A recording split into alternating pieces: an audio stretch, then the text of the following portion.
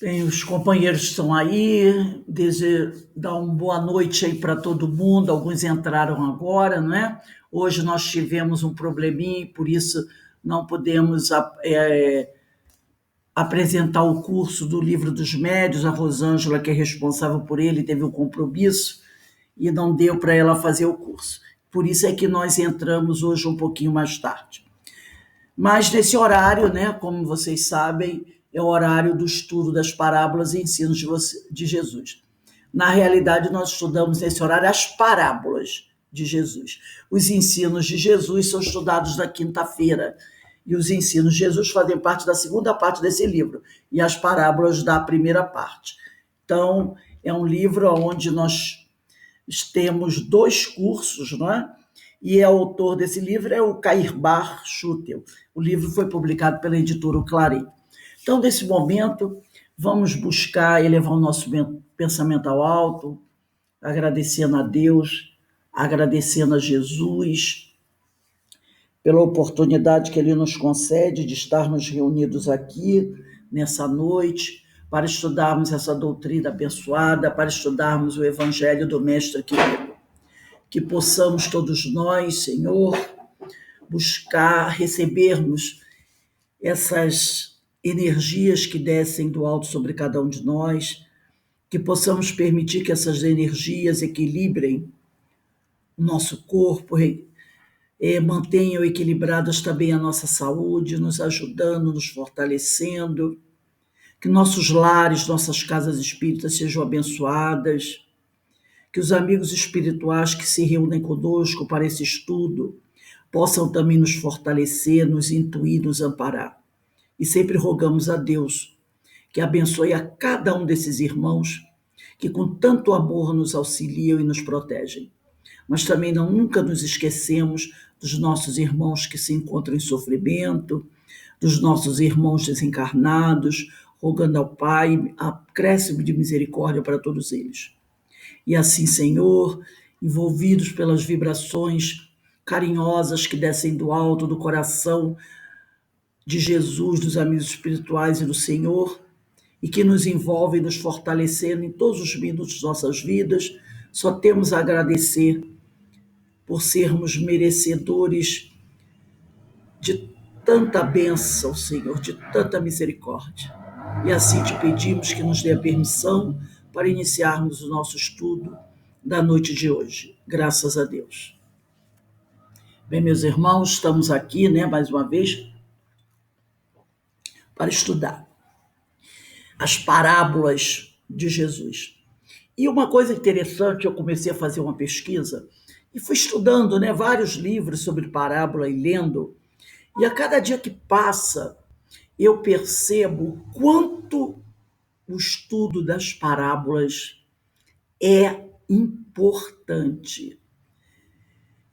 São coisas assim que a gente vai lendo, vai pesquisando, vai lendo vários autores, cada um traz uma ideia, né, uma ideia diferente, e depois as ideias acabam, né, se reunindo e se tornando muito semelhantes, mas todos eles vêm nos alertando da importância dessas parábolas.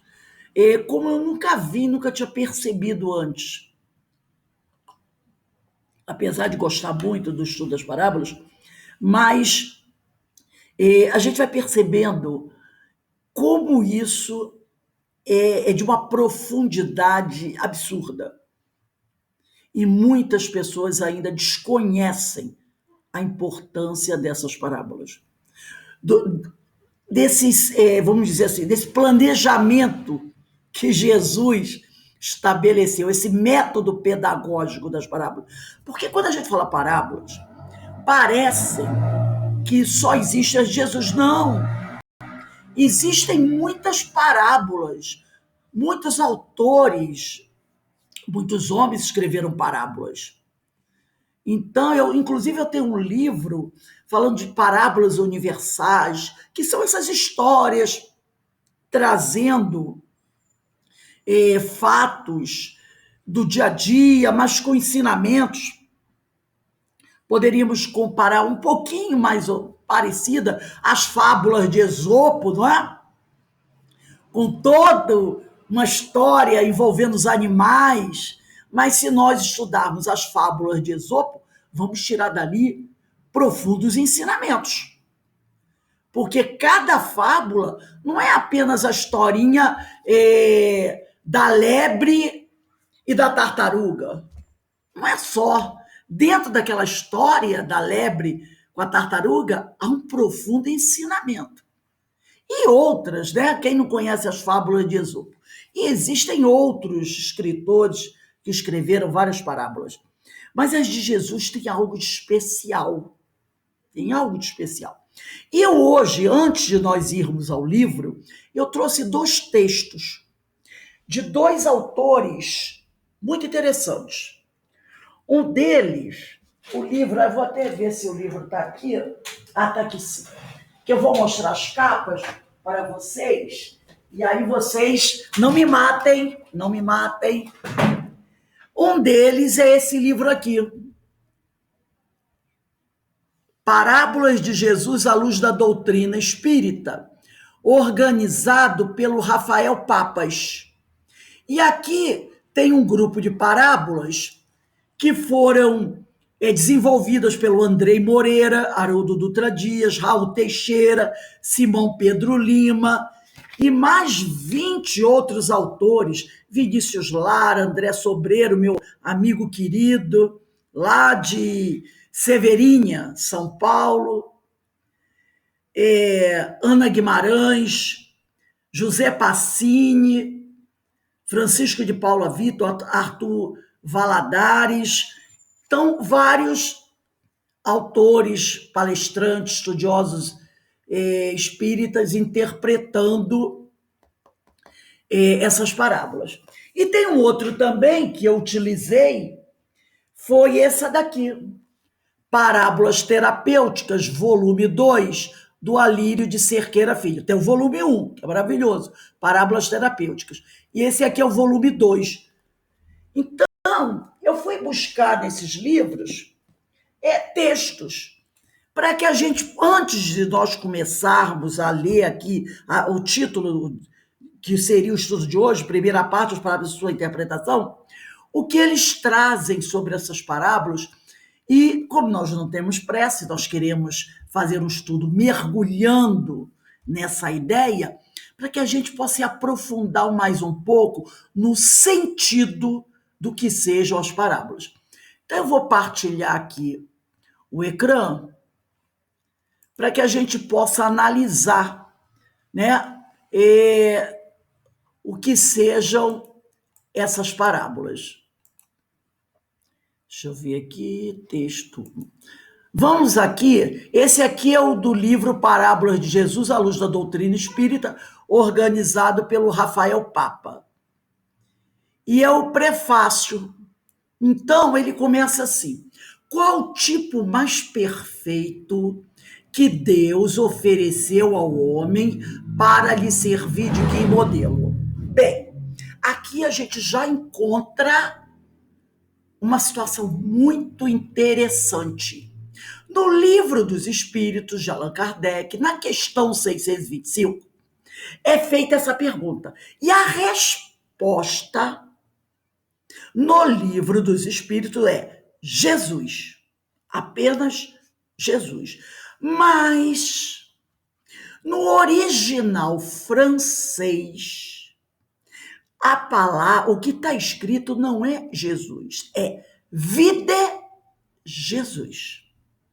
Quando traduzido, colocaram apenas Jesus, mas é vide Jesus. E a gente vai entender por que esse vide Jesus. É aquela questão da tradução, né?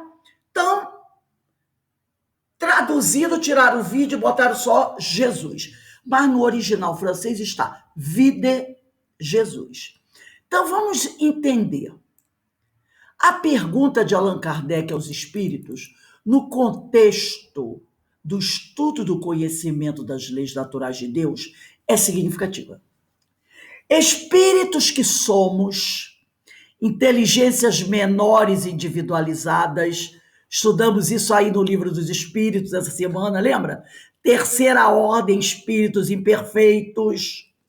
Não é? Então, aqui, ó, inteligências menores, individualizadas, é a terceira ordem, espíritos imperfeitos.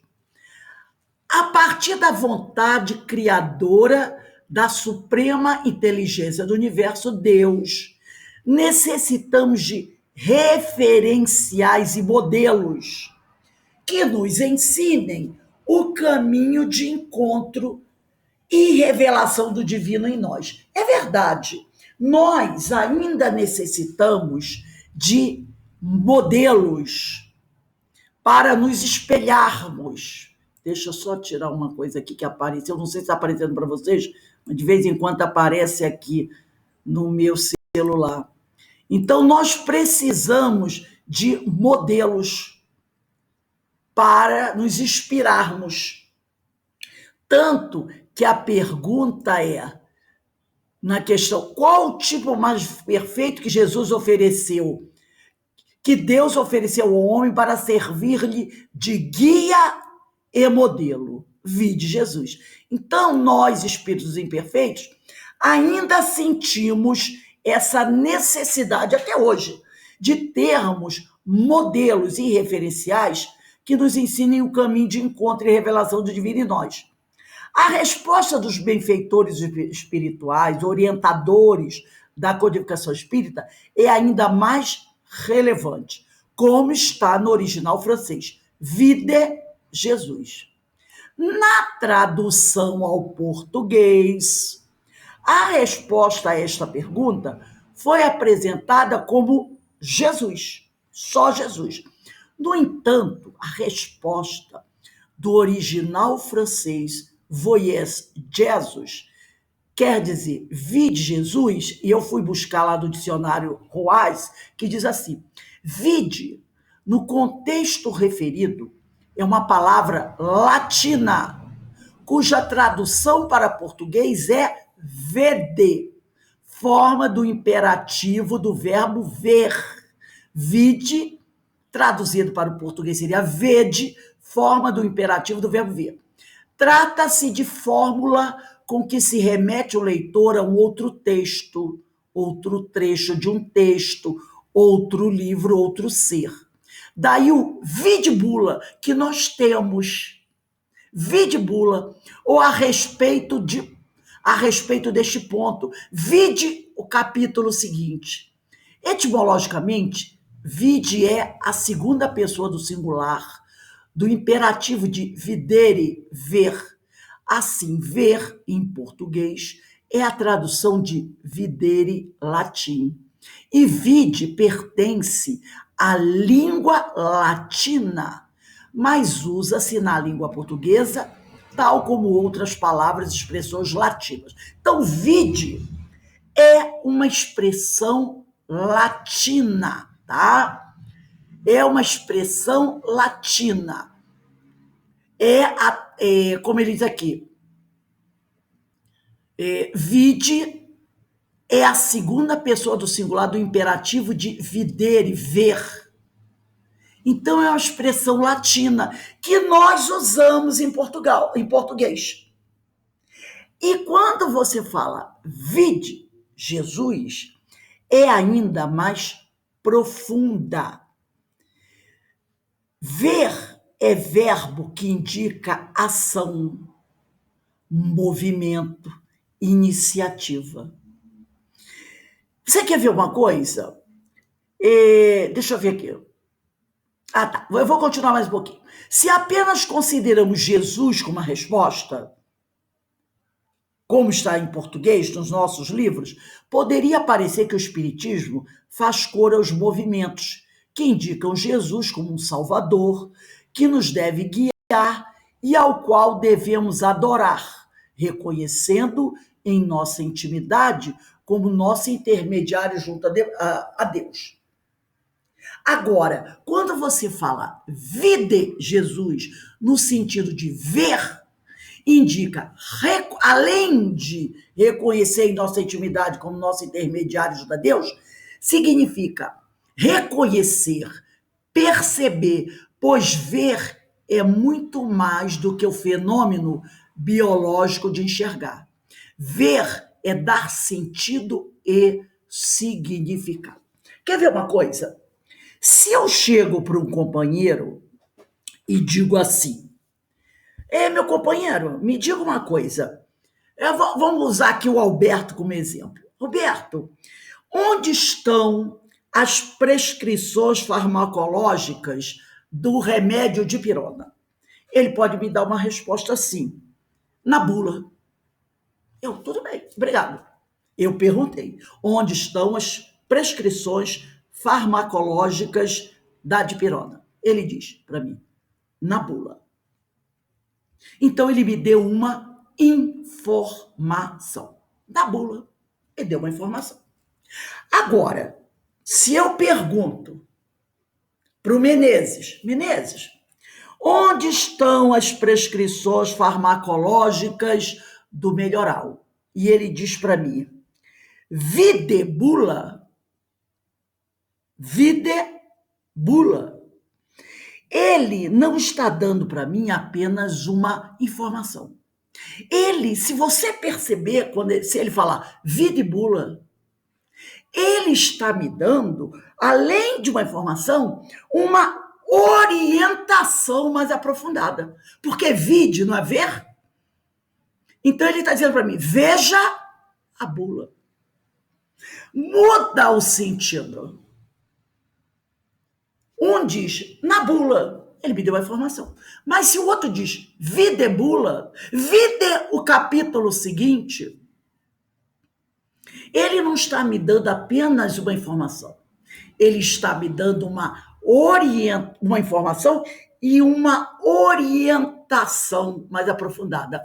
Então, quando nós lemos quem é o modelo que Deus nos enviou, e a gente, Jesus, a ideia que nós temos é uma coisa assim, mais, vamos dizer, superficial. E como ele diz aqui, poderia parecer que o Espiritismo faz cor aos movimentos que indicam Jesus como um Salvador, que nos deve guiar e a qual devemos adorar, reconhecendo em nossa intimidade como nosso intermediário junto a Deus. Mas quando ele fala vide Jesus, indica reconhecer. Veja o exemplo de Jesus. Reconhecer, perceber, pois ver é muito mais do que o fenômeno biológico de enxergar. Ver é dar sentido e significado.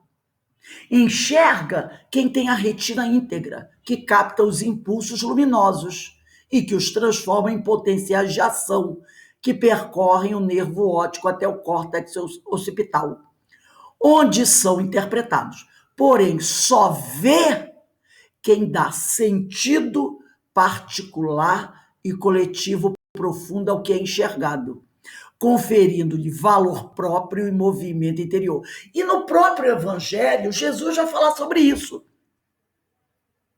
Não é? Ou olhos de ver, ouvidos de ouvir. Então, às vezes a pessoa diz: Jesus está falando olhos de... né? Mas não é a mesma coisa? Não, não é. Então, olha aqui, lembremos-nos da passagem do cego de Jericó, que está lá em Marcos, capítulo 10, versículo 46 a 52. E eu trouxe até aqui, deixa eu ver aqui, deixa aqui um pouquinho. Aí ele diz aqui, na qual Jesus para em meio à multidão para ouvir o clamor genuíno de um coração que havia esgotado suas forças no sofrimento, que o paralisava à margem do caminho, em mendicância do corpo e da alma, e que estava pronto para uma nova etapa da vida. Cristo chama e o faz caminhar no meio do povo, enfrentando não só a turba ignorante que o criticava e mandava calar-se, mas, sobretudo, as suas próprias multidões internas do desvalor, da carência afetiva, da solidão e do desamor, ativando as forças da esperança e da autocompaixão. Então, eu trouxe aqui esse trecho que diz assim, eu vou ler para vocês uma primeira parte. Então chegaram a Jericó. Quando Jesus e seus discípulos, juntamente com uma grande multidão, estavam saindo da cidade, o filho de Timeu, chamado Bartimeu, que era cego, estava sentado à beira do caminho pedindo esmolas. Quando ouviu que era Jesus de Nazaré, começou a gritar. Ele ouviu. Quando ouviu que era Jesus de Nazaré. Ele era cego, ele não podia ver. Mas ele ouviu. Olha o texto. Quando ouviu que era Jesus de Nazaré. Por que ele ouviu que era Jesus de Nazaré? Porque ele captou o conteúdo da mensagem. Começou a gritar: Jesus, filho de Davi, tem misericórdia de mim. Muitos o repreendiam para que ficasse quieto, mas ele gritava ainda mais: Filho de Davi, tem misericórdia de mim. Jesus parou e disse: Chamem-no. E chamaram o cego. Ânimo, levante-se. Ele, Jesus, o está chamando. Lançando sua capa para o lado, de um salto, pôs-se em pé e dirigiu-se a Jesus. E aí ele se dirige a Jesus. Bartimeu, este era seu nome. Ele caminha até Jesus e, ao parar diante do mestre, o mestre Jesus, o indaga como célebre pedagogo da alma humana. Que queres que eu te faça? Jesus perguntou a ele. E o homem, profundamente confrontado consigo mesmo, lembra que nós falamos aqui em cima que ele tinha as suas próprias multidões internas do desvalor, da carência afetiva, da solidão, do desamor. Então ele tinha suas próprias multidões internas do desamor. E Jesus pergunta a ele: que queres que eu te faça? E o homem, nesse momento, se vê confrontado consigo mesmo, com as suas multidões de desvalor. Vê naquela pergunta um momento decisório do espírito. É que Jesus lhe dizia: eu, Jesus, sei o que eu tenho para te dar. E sei também o que você precisa. Olha só que coisa interessante. Jesus sabia o que tinha para oferecer aquele homem. E ele sabia também o que aquele homem precisava. Mas, dentre o que tenho a lhe dar, o que você está pronto para receber? Eu sei o que eu tenho para te dar, eu sei o que você precisa, mas dentro daquilo que eu tenho para te dar, o que você acredita que está pronto para receber? Então ele confrontou o homem. É esse homem que tem que responder. E Jesus fala: qual a sua real necessidade interna? Porque somos nós que temos que saber isso. O mestre sabe o que a gente precisa. O mestre sabe o que ele tem para me dar. Mas eu tenho que saber, eu tenho que me defrontar com a minha própria realidade e eu preciso saber qual a minha necessidade interna. E esse homem, então, mergulhado no autoconhecimento, porque ele ouviu Jesus, e na responsabilidade pessoal lhe contesta: Senhor, que eu veja.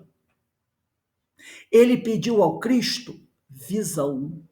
Não apenas enxergar com o corpo, mas ter a visão profunda do ser espiritual, que passa a reconhecer os caminhos a serem trilhados para a sua libertação e desenvolvimento espiritual. Porque tem muita gente que enxerga, mas é cego, não vê. E o homem diz: Senhor, que eu veja. Ele não estava aqui apenas querendo a luz para os seus olhos físicos. Ele queria enxergar com a alma. Por isso, na pergunta 625, na original francês, diz: vide Jesus, veja Jesus. Veja Jesus. Vede Jesus. Ele, Bartimeu, era cego. Então, repare, ele não podia ver Jesus, mas ele podia ouvir Jesus. Então, fica bem claro na mensagem. Quando ele ouviu o Cristo, ele levantou. Ele ouviu. Ele não podia ver, mas ele ouviu o Cristo. Mas aqui no livro dos Espíritos diz: vide Jesus. Veja Jesus. Não é enxergue Jesus. Não é ficar repetindo: Jesus é o modelo, é o guia. Vede Jesus. Percebeu? Conheça Jesus. Mergulhe em Jesus. Então, continuando aqui. Quando os benfeitores espirituais, pois, disseram a Kardec para ver Jesus, vide Jesus, nos indicavam que devemos não só reconhecê-lo na grandeza do representante divino junto a nós, mas, sobretudo, segui-lo, nos identificando com ele. Isso é vide Jesus. E permitindo que nossa vida caminhe na direção da introjeção e vivência real e profunda de seus ensinamentos.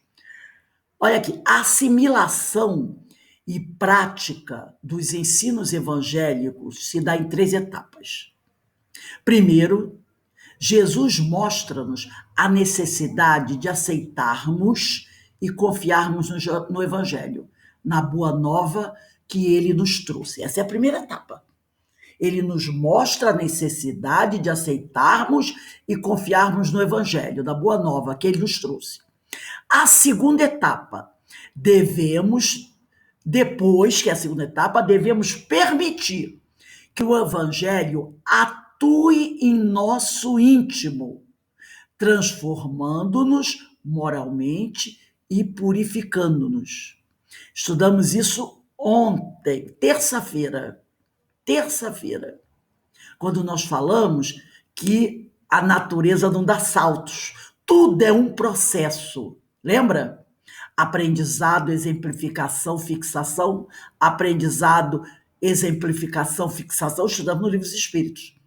Então, primeiro, Jesus mostra-nos a necessidade de aceitarmos e confiarmos no Evangelho, na boa nova que ele nos trouxe. Depois, devemos permitir que o Evangelho atue em nosso íntimo, transformando-nos moralmente e purificando-nos. Numa terceira fase, é a vez da prática do Evangelho.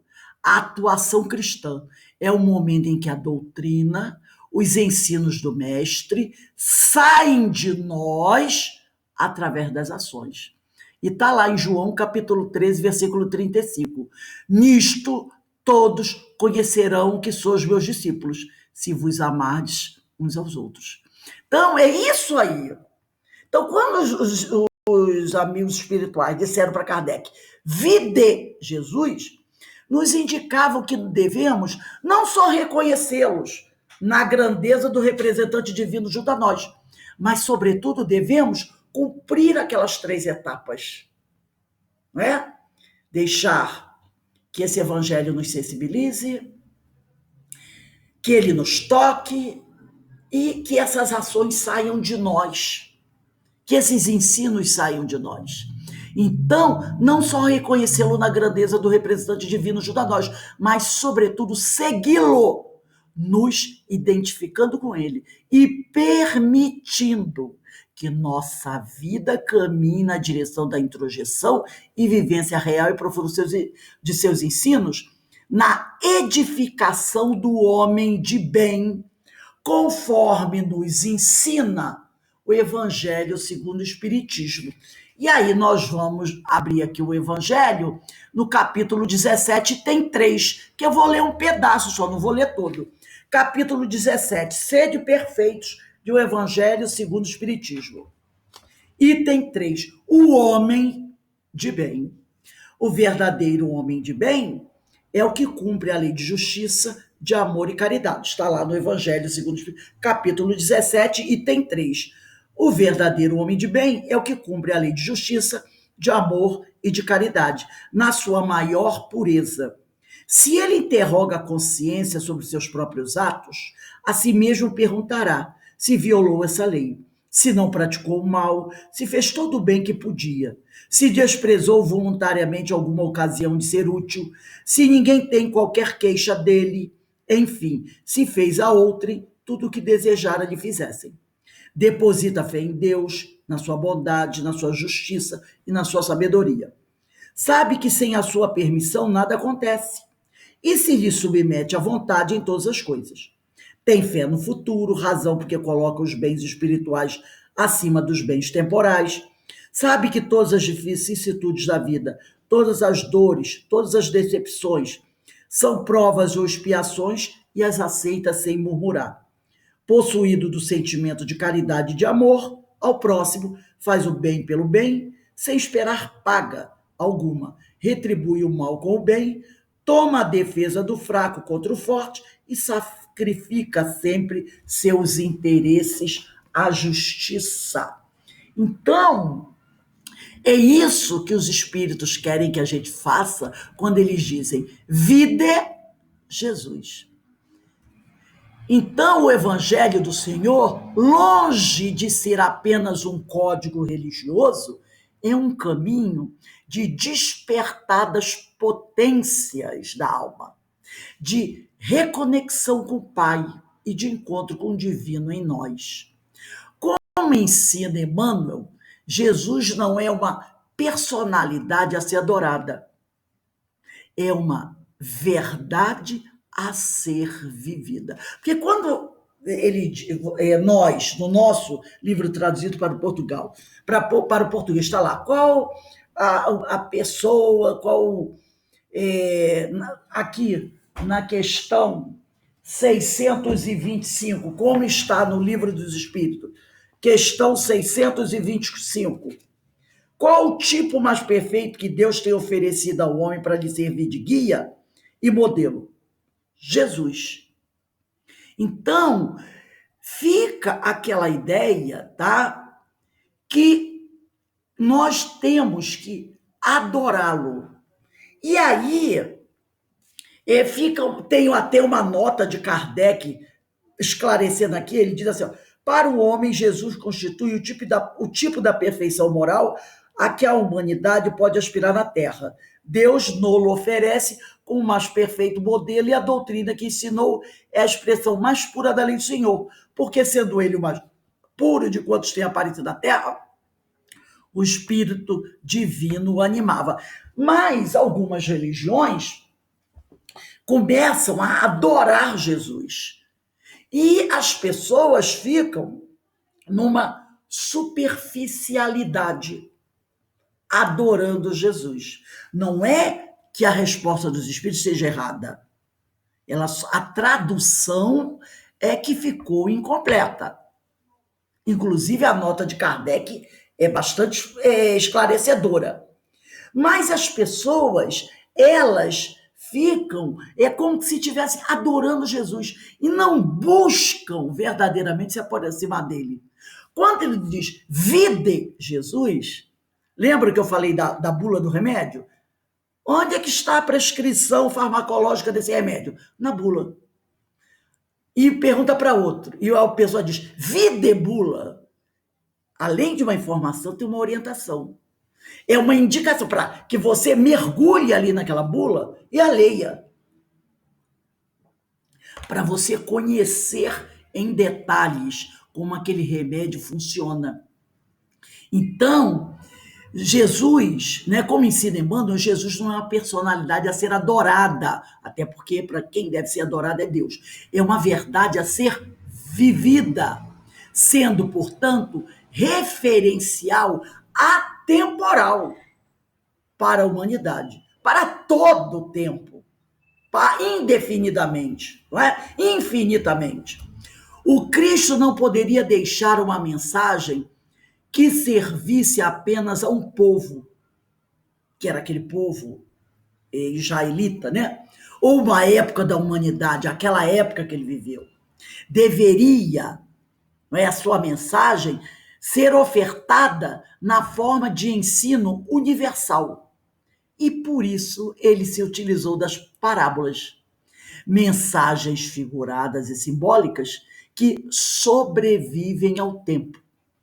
Então, ele, como um grande pedagogo, ele vai deixar a sua mensagem na forma de parábolas, que eram mensagens figuradas e simbólicas que sobrevivem ao tempo e com os elementos culturais da época em que foram ditas. Então, repare aqui. E com os elementos culturais da época em que foram ditos, há 2000 anos atrás.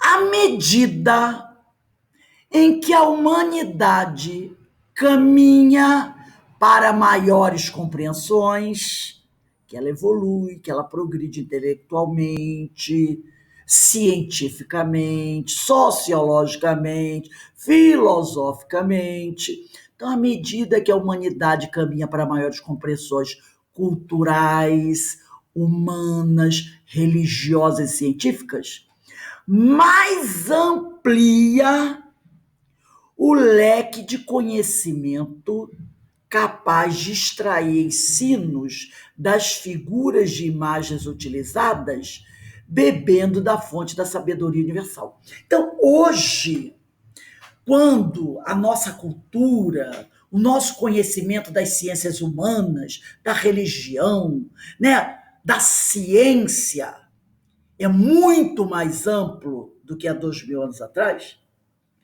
a nossa capacidade de conhecimento torna-se muito maior para retirar, extrair daquelas histórias que foram contadas com aquelas imagens do modo de viver daquela época, informações, ensinos, bebendo aí da fonte da sabedoria universal. Daqui a 200 anos, a civilização estará muito mais evoluída, assim esperamos, culturalmente, religiosamente, cientificamente. E eles terão mais capacidade de retirar dessas parábolas, que é contadas aquela historinha, não é? O semeador saiu a semear. Um homem viajava de Jerusalém para Jericó, quando caiu na mão dos bandidos. A história continuará sendo a mesma. Os elementos culturais serão de uma civilização de 3, 4 mil anos atrás, a época de Jesus, para o homem do futuro. Mas ele, com seu conhecimento, terá a capacidade de retirar dali ensinos que hoje nós não estamos enxergando. Então, essas parábolas, nós podemos dizer que elas são, né, imortais. Elas são imortais.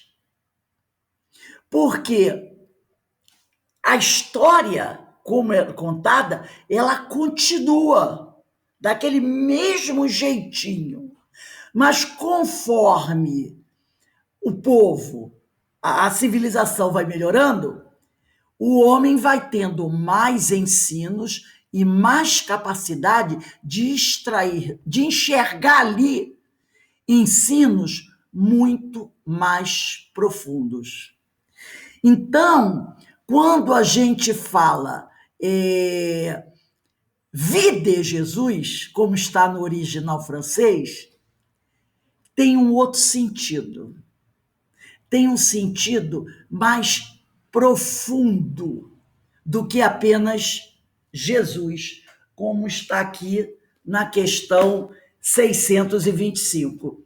Você perguntava, Kardec pergunta, qual o tipo mais perfeito que Deus tem oferecido ao homem para lhe servir de guia e modelo? Aí tem a resposta, Jesus. Mas quando você lê a pergunta, qual o tipo mais perfeito que Deus tem oferecido ao homem para lhe servir de guia e modelo? Quando a resposta é vide Jesus, me digam, não tem um sentido diferente? Vide Jesus é diferente de Jesus. Vide Jesus. Observe Jesus. Siga o exemplo de Jesus. Analise o ensino dele. Analise o seu comportamento. Vide Jesus. Então é diferente. É diferente. Jesus, simplesmente uma informação. Mas quando você fala vide Jesus, você não dá só uma informação, você está dando uma orientação muito mais profunda, tá? Uma orientação muito mais profunda. Deu para vocês entenderem? Quando a gente fala na bula, onde está as prescrições farmacológicas desse remédio? Na bula. Você me deu uma informação. Mas quando você diz videbula, que é uma expressão latina que a gente usa, não é? Vide, o capítulo tal. Videbula quer dizer, vede a bula. Então, você não está dando apenas uma informação, você está dando além de uma orientação. Vá buscar na bula as informações mais completas sobre esse remédio. Aí você começa lá, né? Aí você vê as contraindicações para que o remédio serve, como é que ele deve ser prescrito, que tem remédios com 30 comprimidos, embalagem com 30, com 60, miligramas podem ser diferentes, tem remédios de 20 miligramas, tem aquele mesmo remédio com 40, aí você vê que é mais potente, aí você tem um conhecimento mais amplo daquele remédio. Percebeu? Então, quando eles dizem vide Jesus, ele mostra aqui, que ver é muito maior que enxergar. E Jesus já tinha disso. Tenha olhos de ver, ouvidos de ouvir. E quando naquela passagem do Bartimeu, diz, ele ouviu Jesus. Ele ouviu Jesus. E ele se levanta de supetão. E Jesus, mas ele carrega uma multidão de questões para resolver. E Jesus, como diz o ensino, ele sabe o que a gente precisa, ele sabe o que ele tem para dar para a gente, mas ele precisa saber o que nós queremos receber. E na maioria das vezes, quando Jesus conversava com alguém, ele sempre perguntava, o que você quer que eu faça? Entende? Porque é importante, porque se a gente analisar bem, às vezes a gente tem alguma coisa para dar para uma pessoa, a gente sabe que a pessoa precisa, mas ela não quer aquilo, ela quer outra coisa. Às vezes, né, a pessoa tem um problema e você está lá. Não, é isso, é isso. Aí ela diz para você, mas não é isso que eu quero. Então, você acredita que sabe o que ela quer. Você acredita que sabe o que ela precisa. Mas será que é aquilo que ela quer? Então, Jesus pergunta, o que você quer que eu faça? E ele diz, eu quero, Senhor, que eu veja. Percebeu? Então, muito interessante essa questão do vide. E aí Jesus vai utilizar essas parábolas para ali colocar seus ensinamentos mais profundos. Porque ele sabe que aqueles ensinamentos dele ficarão para o infinito. Mas que as pessoas só terão condição de captar daquele ensino o que estiver de acordo com seu grau evolutivo. Então, por isso que as parábolas sobreviveram tanto. Porque as pessoas não eram capazes de perceber ali a profundidade. E aí não se interessaram tanto em macular as parábolas. Eu trouxe também um outro texto para a gente também analisar. Rose, esse é das parábolas terapêuticas? Deixa eu ver aqui, porque eu botei 1 e 2. Sim, das parábolas terapêuticas. Espera aí. Está ali, já Sim, está ali. sim. E o primeiro é do Parábola de Jesus à luz da doutrina. O primeiro. Esse é das parábolas. Esse que nós vamos ver agora que é das parábolas. Tá? O outro é do Parábola de Jesus à luz da doutrina espírita, organizado pelo Rafael Papas. Esse é o texto 2. E ele diz assim: os novos adeptos do cristianismo estão recebendo, com as lições do Espiritismo, a nobre oportunidade de reparar, de forma coletiva, os danos que causaram a propagação edificante da mensagem evangélica. Então, quem são os novos adeptos do cristianismo? São todos aqueles que se converteram ao cristianismo com o passar dos tempos. Mas nós sabemos que todos nós, adeptos do cristianismo, lá no passado, nós servimos mais de pedra de tropeço para a propagação do cristianismo do que de ajuda e elevação. Por exemplo, como é que nós servimos de pedra de tropeço? Quando pedimos pela crucificação do Mestre, a perseguição que foi operada aos discípulos da primeira hora, e perseguição essa até feita pelos próprios cristãos. Lembra da perseguição que foi feita a Paulo de Tarso? Pelos próprios novos adeptos que não aceitavam. A deturpação dos ensinos do evangelho, que foi realizada pelos religiosos ao longo de todo esse período medieval. Porque aquele que não acreditava em Jesus, aquele que era ateu, não foi ele que deturpou os ensinos de Jesus. Não foram eles. Eles eram ateus, não acreditavam em Jesus. Por que eles iam deturpar? Quem deturpou foram os ditos religiosos. Eles é que deturparam. Então, esses novos adeptos do cristianismo, com o advento da terceira revelação,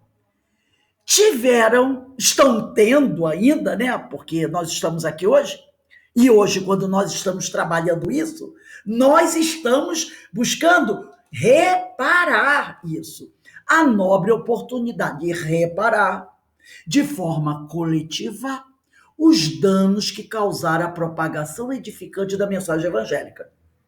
Então, aqueles que procuraram modificar de alguma forma os ensinos do Mestre Jesus, com seus interesses, hoje, com o Espiritismo, nós estamos tendo essa oportunidade. Porque somos nós que estamos aqui estudando essa doutrina e fazendo reflexões e buscando encontrar nas parábolas as orientações necessárias para aplicá-las na nossa vida pessoal, nos nossos trabalhos, nas nossas pregações, e não aquele outro que está lá da outra religião ou então não se interessa por isso. E é porque nós somos mais necessitados. Porque fomos nós mesmos que tentamos apagar e impedir a propagação edificante da mensagem evangélica. Então, agora, nós estamos tendo a oportunidade de reparar esse mal feito. Conhecedores, olha aí, ó, de que as lições de Jesus tratavam de profundos temas de libertação das injunções penosas, dos atavismos da ignorância, resolveram esses, né, obscurecer a mensagem com interpolações políticas. O que é interpolações? É introduzir ou intercalar num texto palavras ou frases. Então, eu tenho texto puro e eu decido, esse texto aqui não está muito agradável para mim. Ele pode vir de contra os meus interesses. Então, vou mudar algumas palavrinhas aqui. Isso é fazer interpolações. Então, fizeram interpolações políticas, dogmáticas, circunstanciais dos interesses meramente materiais, a fim de utilizar as palavras do mestre com foco na dominação das massas. Foi isso que fizeram. E aí a gente vai encontrar as cruzadas, né? A Guerra Santa para libertar a terra de Jesus da mão do opressor e outras coisinhas mais. Então, esses adeptos do cristianismo daquela época, eles conheciam os ensinos de Jesus. Eles conheciam. Mas os interesses materiais desses homens eram ainda maiores. Eles não se deixaram tocar. Conheceram e viram ali não só uma oportunidade de libertação, mas um perigo a seu status quo. Um perigo. Que isso? Não, isso é muito perigoso. Isso é muito perigoso. Não, vão, apaga esse negócio aí. Isso aí não dá. Agora não dá.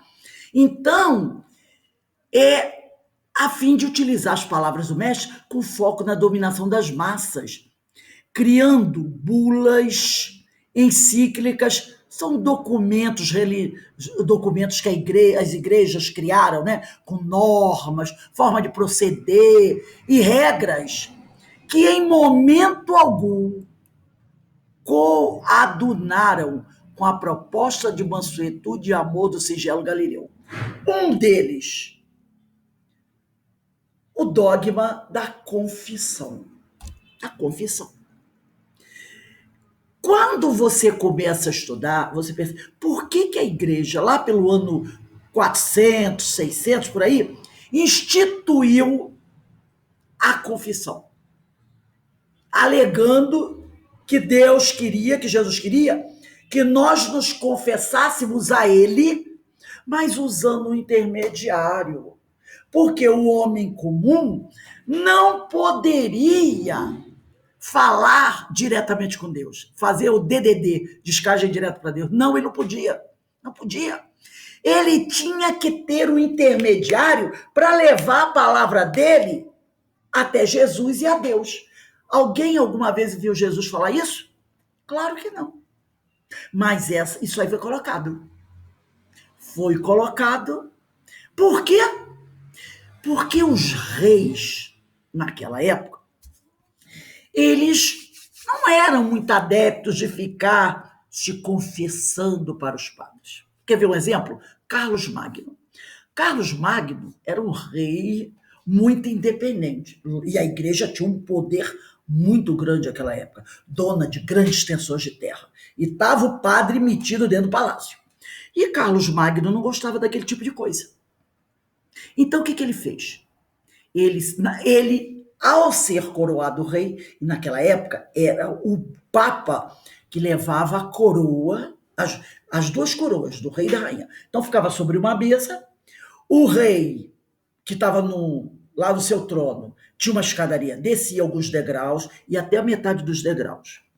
E o Papa subia uns degraus, ficavam os dois no mesmo degrau. E aí o Papa pegava uma coroa, colocava na cabeça do rei, pegava outra coroa, e ele, o Papa, colocava na cabeça da rainha, mostrando que era ele, o Papa, é quem coroava o rei. Então isso mostrava o poder dele sobre o rei. Quando Carlos Magno vai ser coroado, o que ele faz? Ele desce até a metade, o Papa sobe até a metade. Quando o Papa faz menção de levantar de uma para outra coroa, ele toma a coroa das mãos do Papa e ele, Carlos Magno, põe na própria cabeça. Aí ele pega a outra coroa da rainha, que deveria ter sido colocada, e coloca na cabeça da rainha, mostrando que quem se coroava era ele. E ali ele rompe com a igreja. E aí ele toma as terras da igreja, aquela coisa toda. Mas a igreja, ela é paciente, muito paciente. E aí, com o passar do tempo, a igreja vai fazendo a cabeça da rainha. E através da instituição confissão, ele começa a saber, porque o rei conversava com a rainha, contava algumas coisas para a rainha. E depois, mais tarde, quando o filho de Carlos Magno vai crescer, um homem, acho que é Pepino Breve, se eu não me engano, o nome dele, o Papa, o padre é que vai cuidar do menino. E mais tarde, ele acaba devolvendo as terras lá para a igreja. Então, a instituição confissão, ela é colocada simplesmente como uma interpolação política. Era uma forma de ficar sabendo o que estava acontecendo dentro do palácio, através das confissões que eram feitas aos padres, que levavam tudo para o Papa, as informações. Então, ela não era assim, aquela coisa que você se confessa ao padre e ele guarda para si. Claro que não. Claro que não. Entendeu? Então, era uma forma de dominação das pessoas, né? Regras que, em momento algum, coadunaram com a proposta de mansuetude e amor do singelo Galileu. Estudiosos dos símbolos e dos episódios contidos na vida de Jesus preferiram aqueles, né, que com o passar do tempo foram estudando, foram entrando em contato com os verdadeiros ensinos de Jesus. Esses também preferiram retardar a exposição do significado cósmico da sua mensagem, oferecendo interpretações apavorantes de várias passagens das Escrituras, não revelando a função psicológica imortal que as linhas dos ensinos superiores continham. Então, eram homens que, ao se aprofundar nos estudos de Jesus, conheceram essa verdade, mas preferiram calar para que deixasse que aquela dominação continuasse. E continua até hoje, que a gente ainda vê até hoje certas questões aí de total ignorância dos verdadeiros ensinos de Jesus. Em verdade, os interesses em deturpar as parábolas e acrescentar certas expressões que não existiam de fato nas Escrituras não puderam impedir a essência da verdade chegar aos corações dos povos. Porque algumas parábolas até eles conseguiram trocar uma ou outra palavra para dar uma ideia assim mais pesada, mas mesmo assim estava tão bem organizado por Jesus que eles não puderam impedir a essência da verdade de chegar aos corações dos povos. E essa verdade chegou através das parábolas, não através desses homens que tinham o conhecimento, porque eles fizeram tudo para abafar. E é através das parábolas, aquelas histórias, é que o povo vai, conforme vai evoluindo, vai conseguindo extrair delas os ensinamentos mais profundos, como nós pretendemos fazer ao estudá-las. Coube aos espíritos superiores o dever de anunciar o verdadeiro sentido dos ensinos de Jesus, trazendo a lume as mensagens que oportunizaram Allan Kardec compilar o Evangelho segundo o Espiritismo. Em 1864 é publicado o livro O Evangelho segundo o Espiritismo. Então, os espíritos superiores, percebendo que era hora de não mais manter os verdadeiros ensinos de Jesus colocados debaixo do tapete ou debaixo do alqueire, de trazer à luz as mensagens. E aí é publicado o Evangelho, porque no Evangelho segundo o Espiritismo estão, né, as mensagens, os verdadeiros o verdadeiro sentido dos ensinos de Jesus.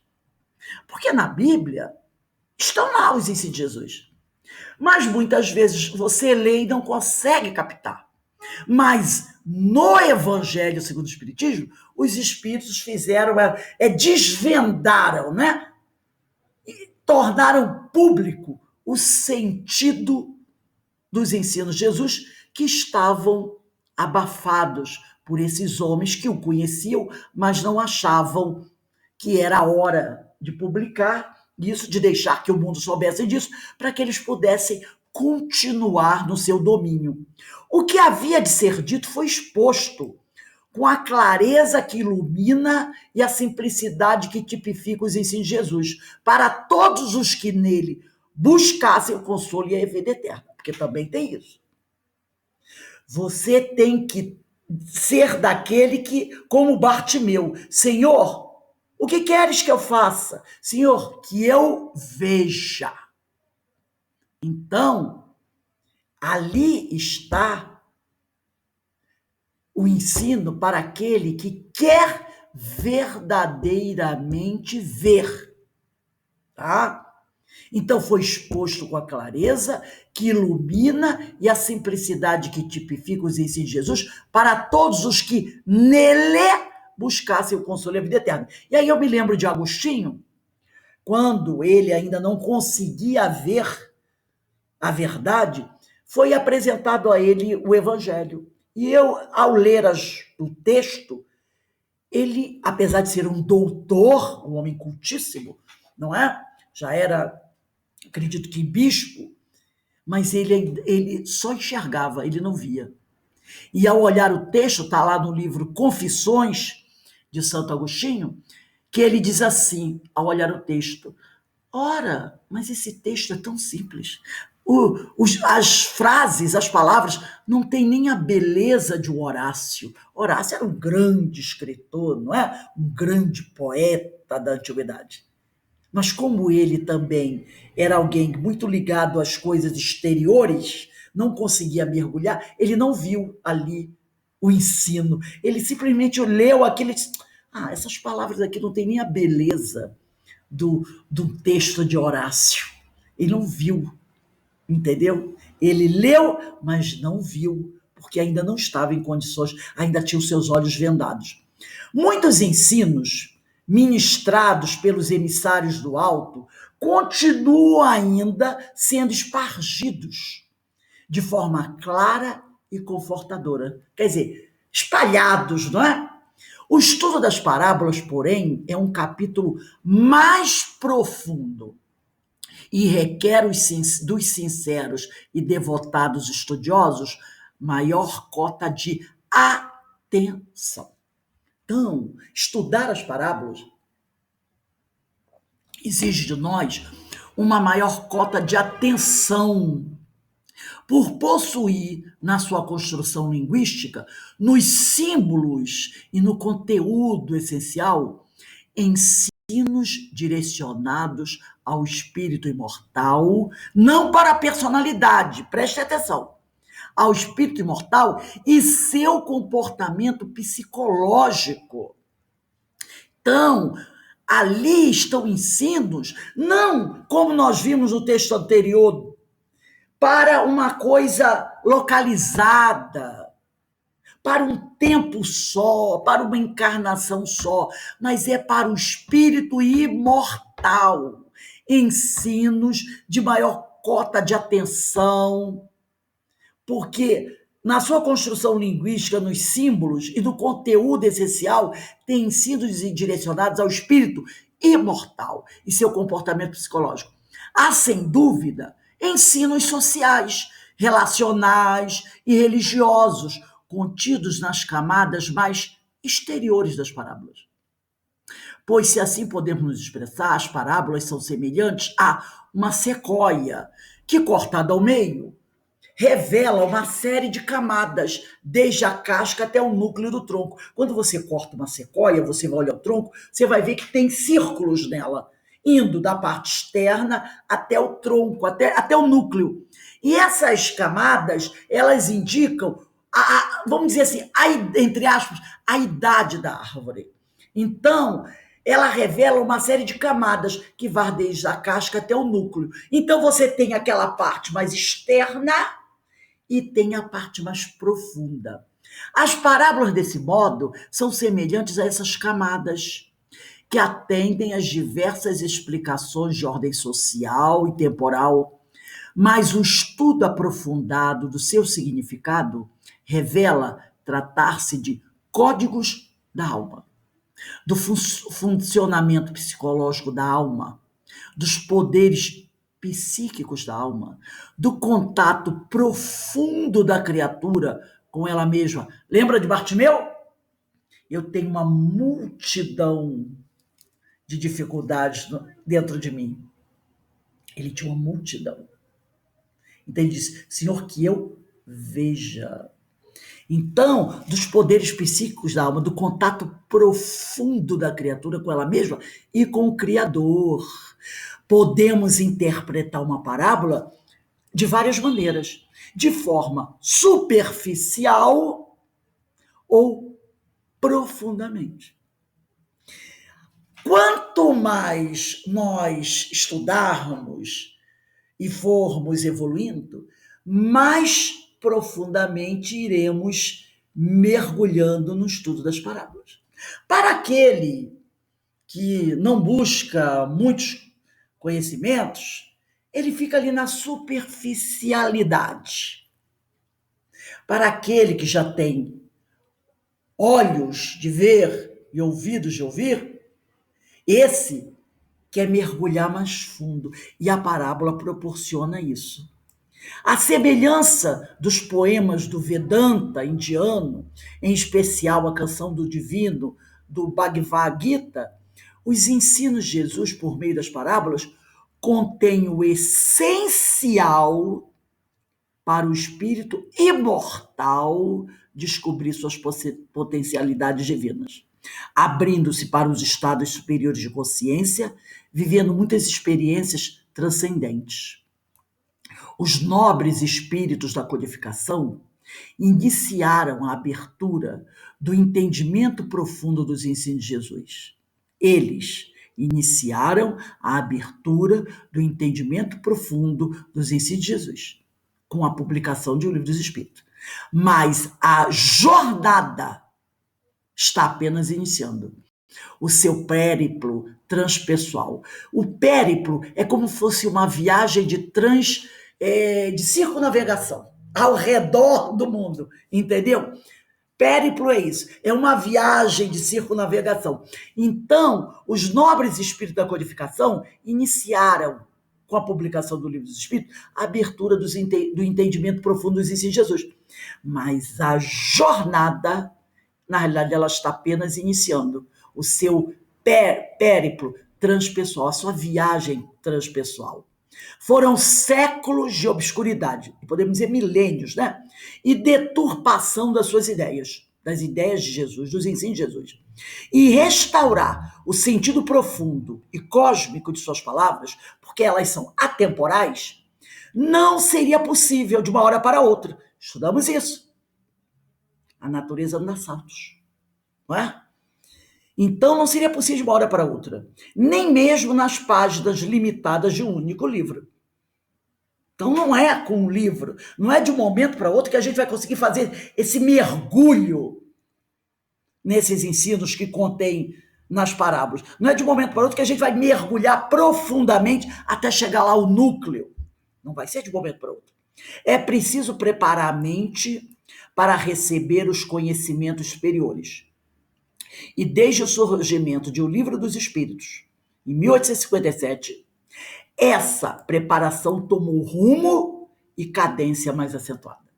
Com a publicação do Livro dos Espíritos, a coisa tomou corpo e começou a se acelerar. As profundas interpretações, porém, começam à medida que vamos concebendo que os ensinos contidos nas parábolas de Jesus vão além do tempo e espaço, dirigindo-se primeiramente à nossa individualidade imortal. Em uma das passagens bíblicas, Jesus afirma que não devemos colocar a luz sobre o alqueire. Está lá em Mateus capítulo 5, versículo 15. Então ele diz, não coloque a luz sob o alqueire, mas devemos erguê-la para que ela ilumine todos os cômodos da casa. Não seria, portanto, essa luz a expressão da verdade? iluminando todos os níveis de entendimento de nossa casa mental interior?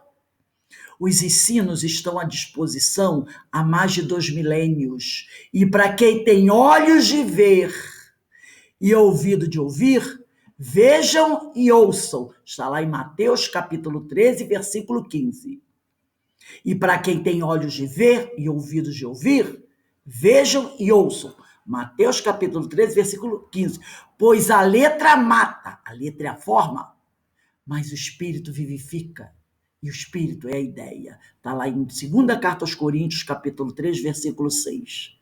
Isso é uma mensagem, essa foi a mensagem do Espírito Honório, pelo médium Afro-Stafinini II. Então, essa mensagem veio através do Espírito Honório, que vem nos chamar a atenção para o verdadeiro sentido das parábolas. E aí a gente pergunta, vamos continuar na superficialidade dos ensinos das parábolas ou vamos buscar mergulhar até o núcleo? Dentro, é claro, das nossas possibilidades. Percebeu como essa ideia das parábolas é fantástica? Como isso é muito mais profundo do que a gente imagina? Não são apenas aquelas histórias que, às vezes, eu já ouvi falar isso, vamos fazer o planejamento da evangelização. Vamos colocar lá o estudo das parábolas para as crianças. Aí você diz assim, vamos fazer também aqui na casa, não, estudar as parábolas não, deixa lá da evangelização. Então, porque ainda acreditam, e maravilha a escola, a casa espírita que já está colocando lá com as crianças. Mas aí o pessoal não quer, muitas vezes, estudar as parábolas. Ou então faz aquele estudo através de palestras. Parábola do Bom Samaritano. Aí tem a palestra, a parábola do Bom Samaritano. Aí, logicamente, em 50 minutos, você faz um estudo superficial. Você não mergulha nas parábolas. E não só nas parábolas, nos ensinos também. Porque parábolas e ensinos também são, equilíbrio aí. Então a gente fica na superficialidade. E ele mostra aqui nessa mensagem que esses ensinos se direcionam ao espírito imortal, não é a personalidade. Isso é coisa para milênios. E quanto mais a gente vai se desenvolvendo, mais a gente vai captando. Vocês querem ver uma coisa? Quando a gente começar a estudar as parábolas, semana que vem a gente vai ler a introdução do Caibar Schutel, que tem a introdução dele, né? As parábolas e sua interpretação. E a primeira parábola é do semeador, acredito que dê para a gente entrar. Vocês vão perceber uma coisa. Como nós já estamos, há um certo tempo, estudando o Livro dos Espíritos, os ensinos de Jesus, estudamos lá sobre os hebreus, vocês vão perceber que a gente vai ter uma certa, não vou dizer total, mas uma certa facilidade de entender. Vai ser como quando você olha, como se aquilo estivesse abrindo. E você vai começar a ver coisas que antes você não via, você não alcançava. Porque como a gente está, sabe, ali, estudando livros espíritos, livro dos médios, os ensinos de Jesus, o povo hebreu, a gente está mergulhando, tudo isso foi um grande preparo para a gente encarar as parábolas. E a gente vai começar a olhar e vai começar a ver e vai ficar assim, meu Deus! E eu pensava que era só a historinha do semeador saiu a semear. Né? Como aquele homem saiu a semear. E no máximo que a gente ficava, tinha 3 terrenos, né? Tinha o espinheiro, tinha a terra cheia de pedra, de espinho, a terra boa. Meu coração é a terra boa. E acabou por aí. Não é assim que a gente dá? E a semente foi lançada da terra boa, e a semente germinou e deu frutos. A terra boa é o coração do homem. Pronto. Era o máximo que a gente conseguia chegar. A terra boa era o coração do homem. E aí a gente vai perceber que tem muito mais do que a terra boa ser o coração do homem. Tem muito mais do que o samaritano ser um homem que tem sentimentos muito mais profundos que o fariseu, o levita, na parábola do bom samaritano. A gente vai descobrir muito mais. Porque, como ele falou, é como uma sequoia, que ela tem as suas camadas circulares. Então tem a parte mais externa e a parte mais profunda. E que as parábolas podem ser estudadas assim, superficialmente, abordando suas camadas mais externas ou profundamente. E a gente já está em condições de começar a fazer um mergulho mais profundo nesses ensinos de Jesus. Alguém gostaria de falar alguma coisa?